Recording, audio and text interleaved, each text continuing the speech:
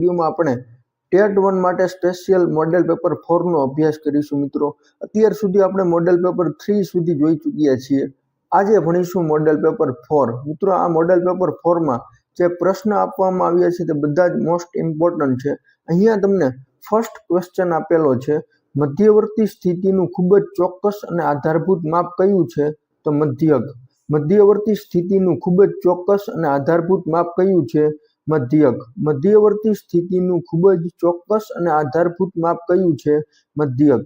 2 અંકની સંખ્યાનું પુનરાવર્તન કઈ પેડાગોજીથી શીખવાડવામાં આવે છે? તો રમત દ્વારા શિક્ષણ, પ્રવૃત્તિ દ્વારા શિક્ષણ અને અન્ય વિષય સાથે અનુબંધ। 2 અંકની સંખ્યાનું પુનરાવર્તન કઈ પેડાગોજીથી શીખવાડવામાં આવે છે? રમત દ્વારા શિક્ષણ, પ્રવૃત્તિ દ્વારા શિક્ષણ, અન્ય વિષય સાથે અનુબંધ। પછી જે કોઈ પણ પ્રશ્નની અંદર છુપાયેલ રહસ્યનું અનાવરણ કરવાની પદ્ધતિ એટલે કઈ? તો પૃથ્થકરણ પદ્ધતિ। કોઈ પણ પ્રશ્નની અંદર છુપાયેલ રહસ્યનું અનાવરણ કરવાની પદ્ધતિ એટલે કઈ? પૃથ્થકરણ પદ્ધતિ। કોઈ પણ પ્રશ્નની અંદર છુપાયેલ રહસ્યનું અનાવરણ કરવાની પદ્ધતિ એટલે કઈ? પૃથ્થકરણ પદ્ધતિ। મધ્યવર્તી સ્થિતિનું ખૂબ જ ચોક્કસ અને આધારભૂત માપ કયું છે? મધ્યક। 2 અંકની સંખ્યાનું પુનરાવર્તન કઈ પેડાગોજીથી શીખવાડવામાં આવે છે? તો રમત દ્વારા શિક્ષણ, પ્રવૃત્તિ દ્વારા શિક્ષણ અને અન્ય વિષય સાથે અનુબંધ। પછી કોઈ પણ પ્રશ્નની અંદર છુપાયેલ રહસ્યનું અનાવરણ કરવાની પદ્ધતિ એટલે કઈ? તો એના જવાબમાં આવશે પૃથ્થકરણ પદ્ધતિ। મિત્રો આપણે 3 સુધીના MCQ અત્યારે જોયા। મોડેલ પેપર 1, 2 અને 3 જો તમે તે વિડીયો ન જોયો હોય તો જોઈ લેજો। મારી ચેનલના પ્લેલિસ્ટમાં જઈને અથવા તો કોર્સિસમાં જઈને ટેટ 1 લખેલું હશે ત્યાં તમે સિલેક્ટ કરશો એટલે મિત્રો ઘણા બધા વિડીયો જોવા મળશે। એમાં મોડેલ પેપર 1 મૂકાયેલું છે, મોડેલ પેપર 2 અને મોડેલ પેપર 3 સુધીના વિડીયો મેં મૂકી દીધા છે મિત્રો। આજે મોડેલ પેપર 4 મિત્રો આજે મોડેલ પેપર છે તેમાંથી ઘણા બધા ક્વેશ્ચન છે તે આવનારી ટેટ 1 માં આવવાની શક્યતા છે। ચોથો ક્વેશ્ચન છે, એકરૂપ આકૃતિ એટલે શું? તો આકાર અને ક્ષેત્રફળ બંને સમાન હોય તેને એકરૂપ આકૃતિ કહેવાય। એકરૂપ આકૃતિ એટલે શું? તો આકાર અને ક્ષેત્રફળ બંને સમાન હોય। વર્તમાનમાં કેટલા અધ્યાપન કૌશલ્યો છે? તો 22। વર્તમાનમાં કેટલા અધ્યાપન કૌશલ્યો છે? 22। એલન ડ્વાઇટે સ્ટેનફોર્ડ યુનિવર્સિટીમાં હાથ ધરાયેલ પ્રયોગમાં કેટલા અધ્યાપન કૌશલ્ય સૂચવ્યા હતા? 14। એલન ડ્વાઇટે સ્ટેનફોર્ડ યુનિવર્સિટીમાં હાથ ધરાયેલ પ્રયોગમાં કેટલા અધ્યાપન કૌશલ્ય સૂચવ્યા હતા? તો 14। બોર્ગે કેટલા અધ્યાપન કૌશલ્ય સૂચવ્યા? 18। બોર્ગે કેટલા અધ્યાપન કૌશલ્ય સૂચવ્યા? 18। ગણિત શિક્ષણની કઈ પદ્ધતિમાં સાધ્યથી પક્ષ તરફ જઈ ઉકેલ મેળવવામાં આવે છે? તો પૃથ્થકરણ પદ્ધતિ। ગણિત શિક્ષણની કઈ પદ્ધતિમાં સાધ્યથી પક્ષ તરફ જઈ ઉકેલ મેળવવામાં આવે છે? પૃથ્થકરણ પદ્ધતિ। એકરૂપ આકૃતિ એટલે શું? તો આકાર અને ક્ષેત્રફળ બંને સમાન હોય તેને કહેવાય એકરૂપ આકૃતિ। વર્તમાનમાં કેટલા અધ્યાપન કૌશલ્યો છે? 22। એલન ડ્વાઇટે સ્ટેનફોર્ડ યુનિવર્સિટીમાં હાથ ધરાયેલ પ્રયોગમાં કેટલા અધ્યાપન કૌશલ્ય સૂચવ્યા હતા? 14। બોર્ગે કેટલા અધ્યાપન કૌશલ્ય સૂચવ્યા? 18। બોર્ગે કેટલા અધ્યાપન કૌશલ્ય સૂચવ્યા? 18। એના પછી 9મો ક્વેશ્ચન છે, ગણિત શિક્ષણમાં અધ્યયન નિષ્પત્તિનો હેતુ શું છે? ગણિત શિક્ષણમાં અધ્યયન નિષ્પત્તિનો હેતુ શું છે? તો વિદ્યાર્થીઓ વિષય વસ્તુના શિક્ષણ બાદ શું શીખી શકશે અને શું કરી શકવા સક્ષમ બનશે તે સ્પષ્ટ કરવું। ગણિત શિક્ષણમાં અધ્યયન નિષ્પત્તિનો હેતુ શું છે? તો વિદ્યાર્થીઓ વિષય વસ્તુના શિક્ષણ બાદ શું શીખી શકશે અને શું કરી શકવા સક્ષમ બનશે તે સ્પષ્ટ કરવું। 10મો ક્વેશ્ચન છે, કોયડા ઉકેલ પદ્ધતિનું સૌથી મહત્વનું સોપાન કયું છે? તો કોયડો સમજવો। કોયડા ઉકેલ પદ્ધતિનું સૌથી મહત્વનું સોપાન કયું છે? કોયડો સમજવો। પ્રકલ્પ પદ્ધતિનું બીજું નામ શું છે? પ્રોજેક્ટ પદ્ધતિ। પ્રકલ્પ પદ્ધતિનું બીજું નામ શું છે? પ્રોજેક્ટ પદ્ધતિ। પ્રકલ્પ પદ્ધતિનું બીજું નામ શું છે? પ્રોજેક્ટ પદ્ધતિ। નેક્સ્ટ છે, આગમન પદ્ધતિના પ્રણેતા કોણ છે? તો એરિસ્ટોટલ અથવા તો અરસ્તુ। આગમન પદ્ધતિના પ્રણેતા કોણ છે? એરિસ્ટોટલ અથવા તો અરસ્તુ। નિદર્શન પદ્ધતિ કોને આપી? તો હર્બર્ટ સ્પેન્સર। નિદર્શન પદ્ધતિ કોને આપી? Herbert Spencer. ગણિત શિક્ષણમાં અધ્યયન નિષ્પત્તિનો હેતુ શું છે? તો વિદ્યાર્થીઓ વિષય વસ્તુના શિક્ષણ બાદ શું શીખી શકશે અને શું કરી શકવા સક્ષમ બનશે તે સ્પષ્ટ કરવું। આ મિત્રો અધ્યયન નિષ્પત્તિનો હેતુ છે। એના પછી આપણે જોઈ તર્ક પદ્ધતિ કોણે આપી? તો હેગલે. તર્ક પદ્ધતિ કોણે આપી? હેગલે. 15મો ક્વેશ્ચન છે ક્લિનિકલ મેથડ કોણે આપી? જીન પિયાજે.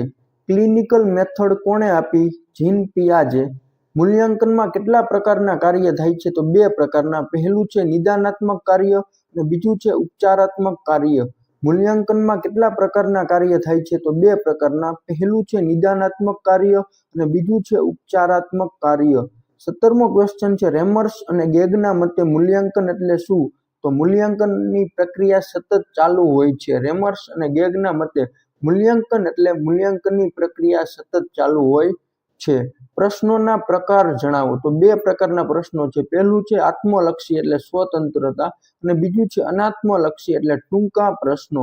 તો પ્રશ્નોના 2 પ્રકાર હોય છે. પહેલું છે આત્મલક્ષી અને બીજું છે અનાત્મલક્ષી.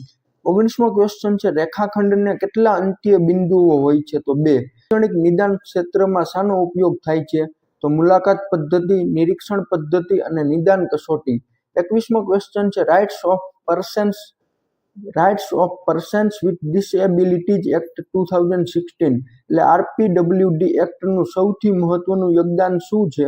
તો તે વિકલાંગતાની શ્રેણીઓને 7 થી વધારીને 21 કરે છે અને સમાનતાને કાયદાકીય ટેકો આપે છે. શું છે મિત્રો મહત્વનું યોગદાન?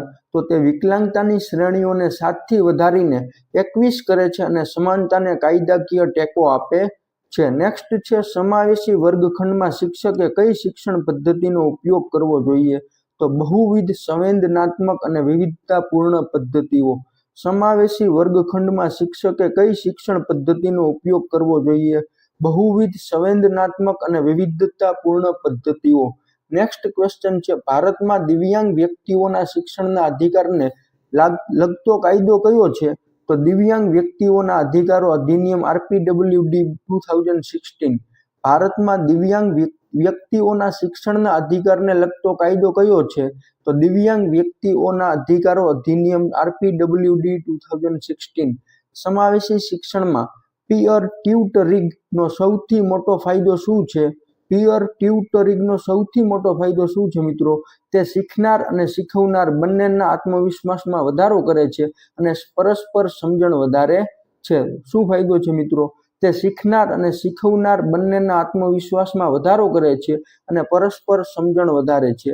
25મો ક્વેશ્ચન છે સમાવેશી શિક્ષણમાં સહાયક તકનીકનું ઉદાહરણ કયું છે? તો બ્રેઇલ લિપિ અને ટેક્સ્ટ ટુ સ્પીચ સોફ્ટવેર. સમાવેશી શિક્ષણમાં સહાયક તકનીકનું ઉદાહરણ કયું છે? તો બ્રેઇલ લિપિ અને text to speech software. SEDGS નું પૂરું નામ જણાવો. તો socially economically disadvantage group. Socially economically disadvantage groups. SEZ નું પૂરું નામ જણાવો. Special education zone. SEZ નું પૂરું નામ જણાવો. Special education zone. IEP નું પૂરું નામ જણાવો. તો ઇન્ડિવિડ્યુઅલાઇઝ્ડ એજ્યુકેશન પ્રોગ્રામ. IEP નું પૂરું નામ જણાવો. ઇન્ડિવિડ્યુઅલાઇઝ્ડ એજ્યુકેશન પ્રોગ્રામ. ODL નું પૂરું નામ જણાવો. Open distance learning. Most IMP. ODL નું પૂરું નામ જણાવો. Open distance learning. CWSN નું પૂરું નામ જણાવો. Children with special needs. Most IMP મિત્રો. CWSN નું પૂરું નામ જણાવો. તો children with special needs. Next question છે તે શિક્ષણમાં સમાવેશને સૌથી સારી રીતે વ્યાખ્યાયિત કરે છે. તો વિશિષ્ટ બાળકોને સામાન્ય બાળકોના વર્ગમાં સાથે ભણવા માટે સુવિધા, સંસાધન અને સહાય પૂરી પાડવા. તે શિક્ષણમાં સમાવેશને સૌથી સારી રીતે વ્યાખ્યાયિત કરે છે. તો વિશિષ્ટ બાળકોને સામાન્ય બાળકોના વર્ગમાં સાથે ભણવા માટે સુવિધા, સંસાધન અને સહાય પૂરી પાડવા. SEZ નું પૂરું નામ શું હતું મિત્રો? Special education zone. IEP નું ઇન્ડિવિડ્યુઅલાઇઝ્ડ એજ્યુકેશન પ્રોગ્રામ. ODL નું ઓપન ડિસ્ટન્સ લર્નિંગ. CWSN નું ચિલ્ડ્રન વિથ સ્પેશિયલ નીડ્સ. એના પછીનું નેક્સ્ટ ક્વેશ્ચન છે બાળકોમાં ડિસ્ગ્રાફિયા કઈ બાબત સૂચવે છે? તો લેખન સંબંધી મુશ્કેલી એટલે કે અક્ષરો ઓળખી ન શકે. બાળકોમાં ડિસ્ગ્રાફિયા કઈ બાબત સૂચવે છે? લેખન સંબંધી મુશ્કેલી, અક્ષરો ઓળખી ન શકે.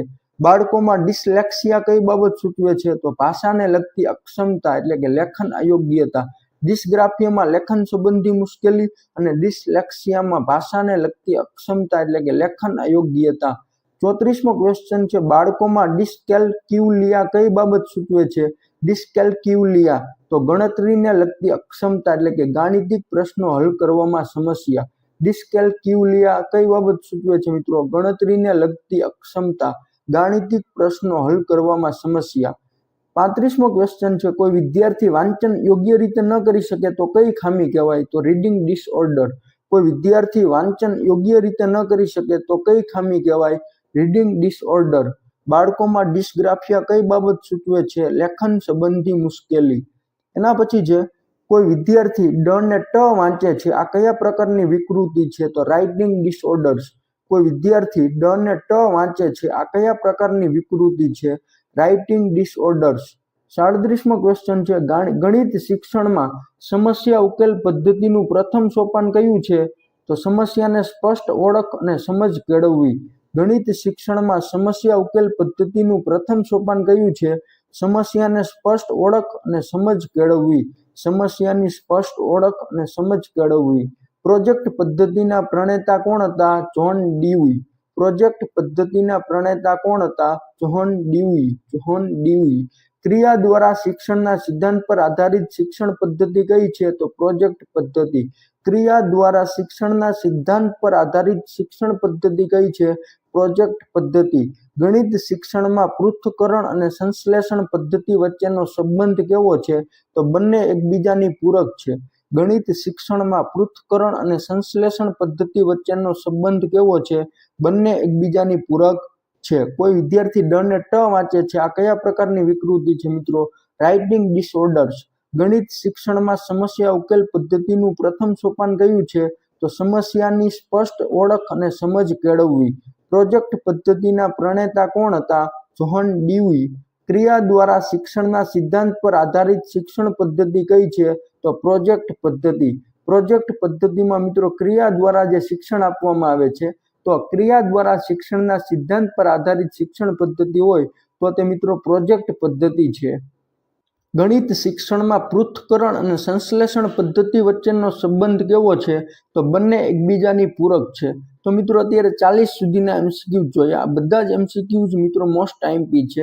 એના પછી આગળ આપણે 41 જોઈશું મિત્રો. તે પહેલા મિત્રો જો તમને આ વિડીયો ગમ્યો હોય તો વિડીયોને લાઇક, શેર તેમજ ચેનલને સબસ્ક્રાઇબ કરવાનું ભૂલશો નહીં. 38મો ક્વેશ્ચન મિત્રો મોસ્ટ આઈએમપી છે. ઘણી બધી વાર પૂછાવાની શક્યતા હોય એવું લાગે છે. તો પ્રોજેક્ટ પદ્ધતિના પ્રણેતા કોણ હતા? જ્હોન ડ્યુઈ. એના પછી 41મો ક્વેશ્ચન છે, કઈ પદ્ધતિ જ્ઞાત માહિતીના ટુકડાઓને જોડીને સંપૂર્ણ ઉકેલ તરફ જાય છે? તો સંશ્લેષણ પદ્ધતિ.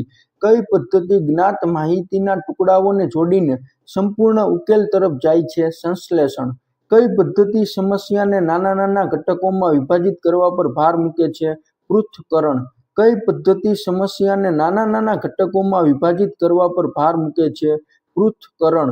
ગણિતના પાઠ્યપુસ્તકમાં ભૌમિતિના પ્રમેયની સાબિતી જે તાર્કિક પગથિયામાં લખેલી હોય છે તે સામાન્ય રીતે કઈ પદ્ધતિનું ઉદાહરણ છે? તો સંશ્લેષણ પદ્ધતિ. કઈ પદ્ધતિ મિત્રો? સંશ્લેષણ પદ્ધતિ. ગણિત શિક્ષણમાં સમસ્યાના ઉકેલ સુધી કેવી રીતે પહોંચાયું અથવા ઉકેલ કેવી રીતે શોધાયો તે જાણવા માટે કઈ પદ્ધતિ શ્રેષ્ઠ છે? તો પૃથ્થકરણ પદ્ધતિ. ગણિત શિક્ષણમાં સમસ્યાના ઉકેલ સુધી કેવી રીતે પહોંચાયું અથવા ઉકેલ કેવી રીતે શોધાયો તે જાણવા માટે કઈ પદ્ધતિ શ્રેષ્ઠ છે? પૃથ્થકરણ પદ્ધતિ. જ્ઞાત પરથી અજ્ઞાત એ કઈ શિક્ષણ પદ્ધતિનું સૂત્ર છે? તો સંશ્લેષણ પદ્ધતિ. જ્ઞાત પરથી અજ્ઞાત એ કઈ શિક્ષણ પદ્ધતિનું સૂત્ર છે? સંશ્લેષણ પદ્ધતિ. જ્ઞાત પરથી અજ્ઞાત એ કઈ શિક્ષણ પદ્ધતિનું સૂત્ર છે? સંશ્લેષણ પદ્ધતિ. કઈ પદ્ધતિ જ્ઞાત માહિતીના ટુકડાઓને જોડીને સંપૂર્ણ ઉકેલ તરફ જાય છે? સંશ્લેષણ. કઈ પદ્ધતિ સમસ્યાને નાના નાના ઘટકોમાં વિભાજિત કરવા પર ભાર મૂકે છે? આપણે જોયું મિત્રો. એના પછી જે પ્રાથમિક બાળકો માટે કઈ પદ્ધતિ વધુ યોગ્ય ગણાય? તો આગમન પદ્ધતિ. પ્રાથમિક બાળકો માટે કઈ પદ્ધતિ વધુ યોગ્ય ગણાય? આગમન પદ્ધતિ. એક શ્રેષ્ઠ શિક્ષક પદ્ધતિનો ઉપયોગ કેવી રીતે કરે છે?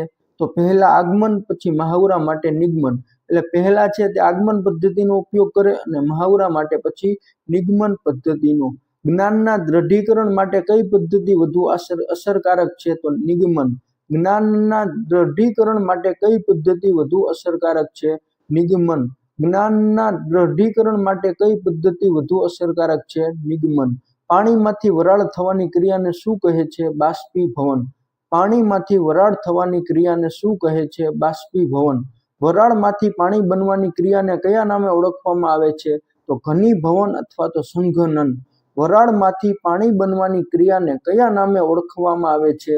ઘનીભવન અથવા તો સંઘનન. પાણીમાંથી વરાળ બને તો બાષ્પીભવન અને વરાળમાંથી પાણી બને તો ઘનીભવન અથવા તો સંઘનન. પ્રાથમિકમાં ભણતા બાળકો માટે કઈ પદ્ધતિ વધારે યોગ્ય ગણાય? તો આગમન.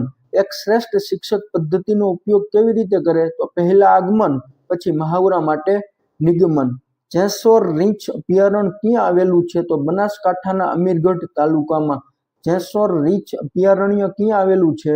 બનાસકાંઠાના અમીરગઢ તાલુકામાં. કયા ખાતરનો ઉપયોગ વધારે કરવાથી જમીનનું બંધારણ બગડી જાય છે? તો રાસાયણિક ખાતર. કયા ખાતરનો ઉપયોગ વધારે કરવાથી જમીનનું બંધારણ બગડી જાય છે? રાસાયણિક ખાતર. ઓર્ગેનિક સ્ટેટ તરીકે કયું રાજ્ય ઓળખાય છે? સિક્કિમ. ઓર્ગેનિક સ્ટેટ તરીકે કયું રાજ્ય ઓળખાય છે? સિક્કિમ. ગુજરાતમાં સંપૂર્ણ રાસાયણિક ખેતી મુક્ત જિલ્લો કયો છે? ડાંગ. ગુજરાતમાં સંપૂર્ણ રાસાયણિક ખેતી મુક્ત જિલ્લો કયો છે? ડાંગ. કયું પક્ષી આકાશમાંથી સીધી જમીન પર તરાપ મારીને સાપ પકડે છે? તો સમડી. કયું પક્ષી આકાશમાંથી સીધી જમીન તરફ તરાપ મારીને સાપ પકડે છે? તો સમડી. સાપનો અભ્યાસ કયા નામે ઓળખાય છે? હર્પેટોલોજી. સાપનો અભ્યાસ કયા નામે ઓળખાય છે? હર્પેટોલોજી. જેસોર રીંછ અભયારણ્ય ક્યાં આવેલું છે? બનાસકાંઠાના અમીરગઢ તાલુકામાં. કયા ખાતરનો ઉપયોગ વધારે કરવાથી જમીનનું બંધારણ બગડે છે? તો રાસાયણિક ખાતર. ઓર્ગેનિક સ્ટેટ તરીકે કયું રાજ્ય ઓળખાય છે? સિક્કિમ. મિત્રો, ઓર્ગેનિક સ્ટેટ તરીકે કયું રાજ્ય ઓળખાય છે આવું પૂછે તો એના જવાબમાં આવશે સિક્કિમ. અને ગુજરાતમાં સંપૂર્ણ રાસાયણિક ખેતી મુક્ત જિલ્લો કયો છે?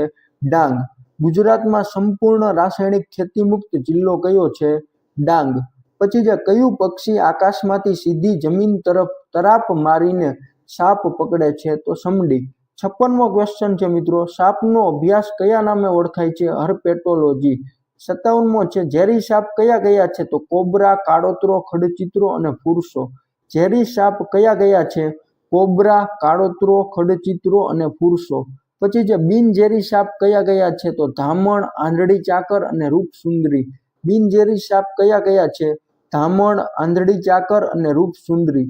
પછી જે કયો ઉર્જા સ્ત્રોત અખૂટ છે જે કદી ખૂટી શકે તેમ નથી? તો સૂર્ય. કયો ઉર્જા સ્ત્રોત અખૂટ છે જે કદી ખૂટી શકે તેમ નથી? સૂર્ય. મચ્છરના બચ્ચાને શું કહેવાય છે? તો પોરા. મચ્છરના બચ્ચાને શું કહેવાય છે? પોરા. મચ્છર કરડવાથી કયા રોગ થાય છે? તો મલેરિયા, ડેન્ગ્યુ, ચિકનગુનિયા અને હાથીપગા. આ બધા રોગો મિત્રો મચ્છર કરડવાથી થાય છે. કયા રોગ મિત્રો મચ્છર કરડવાથી થાય છે? કયા કયા? મલેરિયા, ડેન્ગ્યુ, ચિકનગુનિયા અને હાથીપગા. ઝેરી સાપ કયા કયા છે? ખાસ યાદ રાખજો, કોબરા, કાળોતરો, ખડચિત્રો અને ફૂરસો. અને બિનઝેરી સાપ કયા કયા છે? તો ધામણ, આંધળી ચાકર અને રૂપસુંદરી. અને મચ્છર કરડવાથી કયા રોગ થાય છે? મલેરિયા, ડેન્ગ્યુ, ચિકનગુનિયા અને હાથીપગા. તો મિત્રો, મોડેલ પેપર 4 માં અત્યારે આપણે 61 સુધીના એમસીક્યુ જોયા. બધા જ એમસીક્યુ મિત્રો મોસ્ટ ટાઈમપી છે. આમાંથી ઘણા બધા એમસીક્યુ ટેટ 1 ની પરીક્ષામાં તમને જોવા મળશે. મિત્રો, જો તમને આ વિડીયો ગમ્યો હોય તો વિડીયોને લાઇક, શેર તેમજ ચેનલને સબસ્ક્રાઇબ કરવાનું ભૂલશો નહીં.